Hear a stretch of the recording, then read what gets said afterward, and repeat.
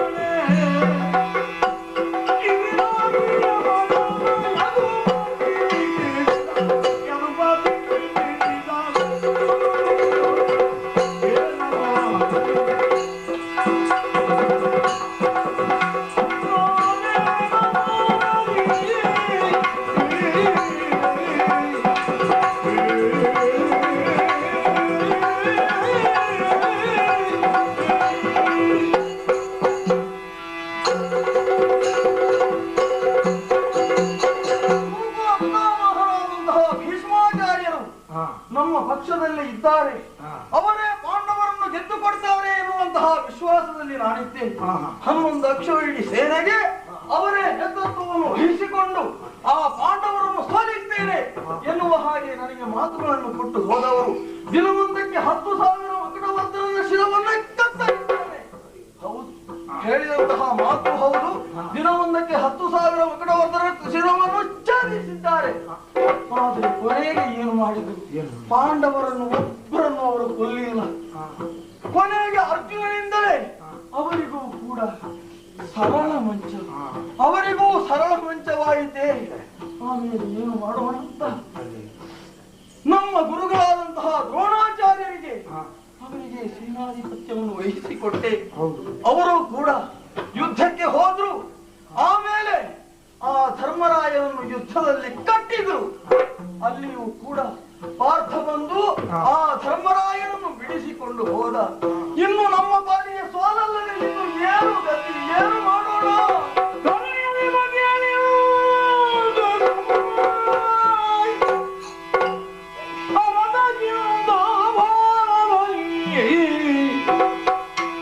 ಹರಿಸುತ್ತಿರಲ ವೇಳೆಯಲ್ಲಿ ನಡೆದಲ್ಲಿ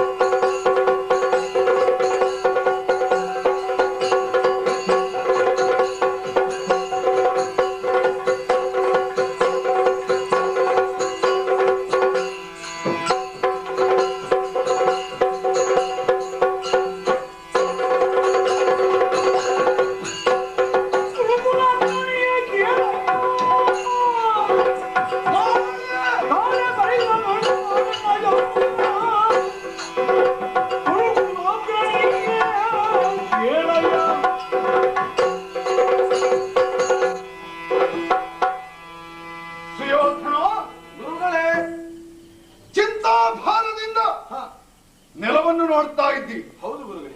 ವೀರರಾದವರು ಆಪತ್ತಿನಲ್ಲಿ ಧೈರ್ಯ ತಂದುಕೊಳ್ಳಬೇಕು. ಕ್ಲೇಶಲತೆಯನ್ನು ಕಡಿದುಗೆ ಧೈರ್ಯ ತಾಳು.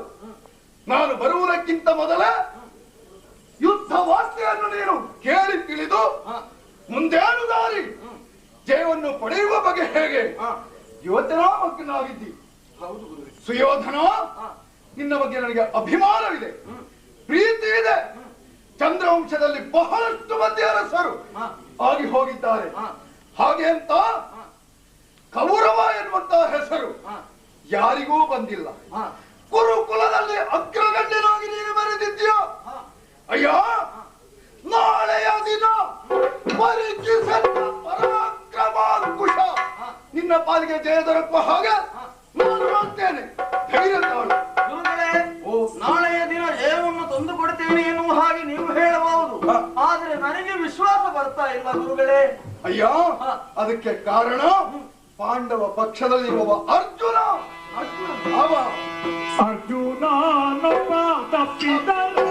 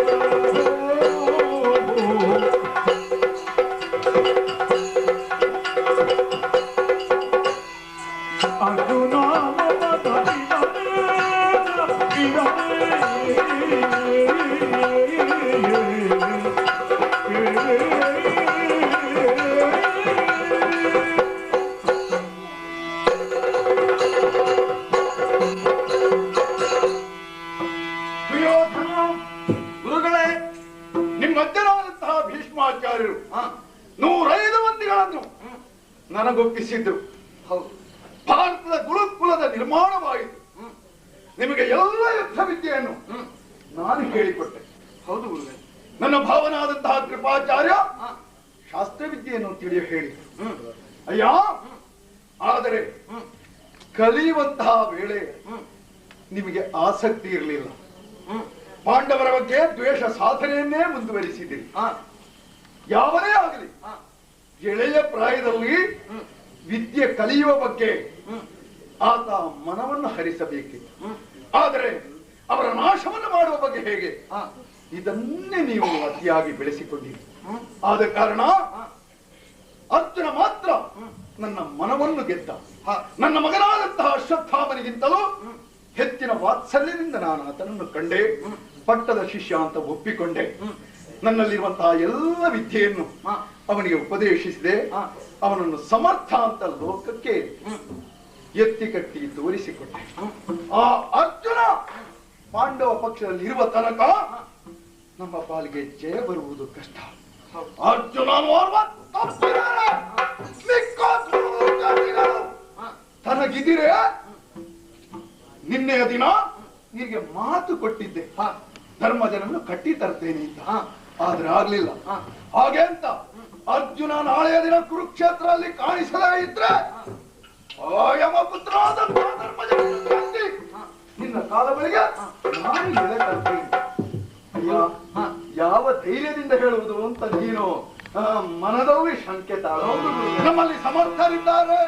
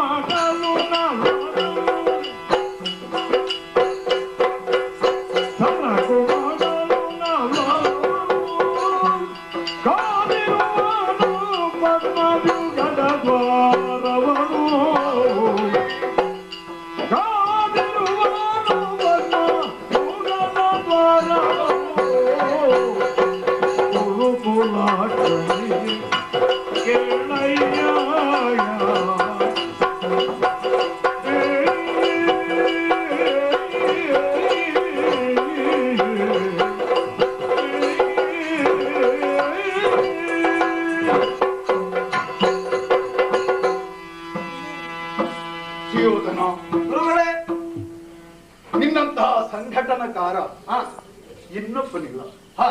ರಾಜಕೀಯ ಮುತ್ಸದ್ದಿಯೂ ಪಾಂಡವರ ಬಗ್ಗೆ ದ್ವೇಷ ಸಾಧಿಸುವುದು ಬಿಟ್ರೆ ಬೇರೆ ಎಲ್ಲ ಒಳ್ಳೆಯ ಗುಣಗಳನ್ನು ನೀನು ಮೈಗೂಡಿಸಿಕೊಂಡಿದ್ದಿ. ನಿನ್ನನ್ನು ದುರ್ಯೋಧನ ಅಂತ ಹೇಳುವವರು ಬಹುಮಂದಿಗಳಿರಬಹುದು. ಆದರೆ ನಾನು ಅಭಿಮಾನದಿಂದ ಪ್ರೀತಿಯಿಂದ ಸುಯೋಧನಂದೇ ನಿನ್ನನ್ನು ಕರೆಯುತ್ತಿರುವುದು. ಆದ ಕಾರಣವೇ ಹಿರಿಯರಾದಂತಹ ನಾವು ನಿನ್ನ ಬಳಿಯಲ್ಲಿಯೇ ಇದ್ದೇವೆ. ಅಯ್ಯ, ಸಮರ್ಥರಾದಂತಹ ವೀರ ಯೋಧರನ್ನು ನೀನು ಒಂದುಗೂಡಿಸಿದ್ದಿ. ಒಬ್ಬನಲ್ಲ, ಇಬ್ಬರಲ್ಲ, 11 ಅಕ್ಷೋಹಿಣಿ ಸೇನೆ ನಿನ್ನ ಸಹಾಯಕ್ಕೆ ಬಂದಿದೆ. ಅಯ್ಯ, ಒಬ್ಬರಿಗಿಂತ ಒಬ್ಬರು ಅತುಳ ವಿಕ್ರಮಿಗಳೇ ಹೌದು.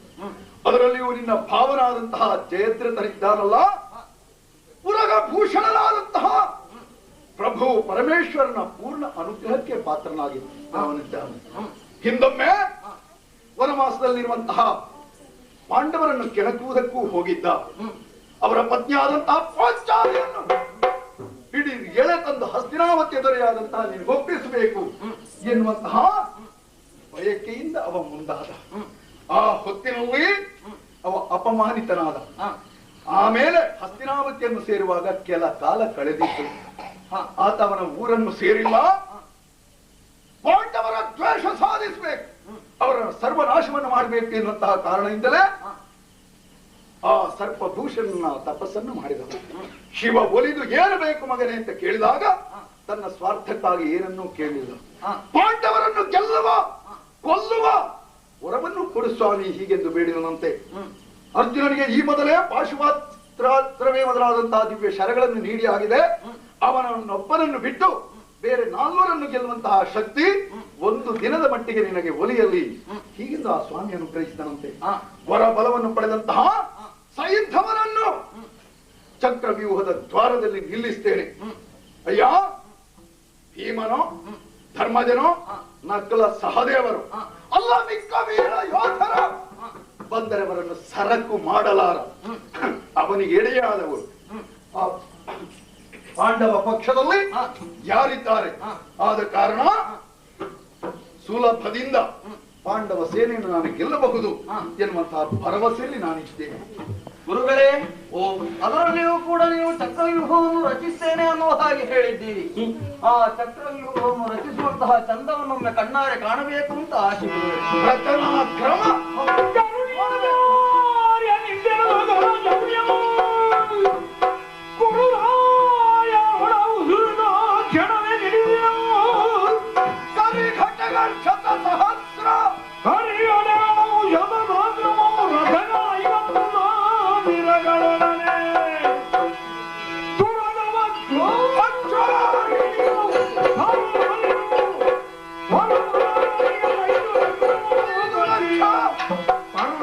ಬಾಗಿಲೊಳಗ ಜಯೇಂದ್ರನ ಇಲ್ಲಿಂದ ದ್ರೋಣನನ್ನು